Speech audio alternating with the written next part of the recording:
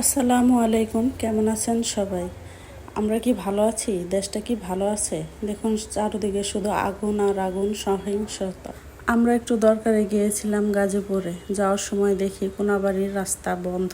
কেন বন্ধ? শুনলাম যে রাস্তার মাথায় এক বড় গোডাউনে আগুন দিচ্ছে। 2 দিন পর আমরা গিয়েছিলাম, তারপরও দেখি আগুন এখনো নিয়ন্ত্রণে আসেনি। অনেক অসহায় মানুষ দেখলাম হতাশ হয়ে দাঁড়ায় আছে। তাদের কাজ কাম নাই এখন আর।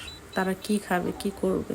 গোডাউনটা আমাদের আশেপাশে এলাকার মধ্যে সবচেয়ে বড় গোডাউন ছিল। যাওয়ার সময় আরও দেখলাম রাস্তায় অনেক গাড়ি পুড়াইছে, সেগুলো রাস্তার আশেপাশে পড়ে আছে। মানুষের এরকম ক্ষতি করা কি ঠিক?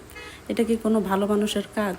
কালকে রাত্রে আবার আমাদের বাড়ি একটু সামনে একটা গোডাউনে আগুন দিছে। সেই গোডাউনটা অনেক বড় ছিল, সেখানেও অনেক ক্ষয়ক্ষতি হয়েছে। পুরো গোডাউন পুড়ে ছাই হয়ে গেছে, কারেন্টের অনেক সমস্যা হয়ে গেছে। রাতে আবার শুরু হয় ডাকাতের ভয়। সারা রাত কেউ ঠিক মতো ঘুমাতে পারে না। এটা কি চলতেছে? মানুষকে অশান্তি করে তারা যে কি লাভ পায়, আল্লাহ সবাইকে হেদায়েত দান করুক। আল্লাহ হাফেজ।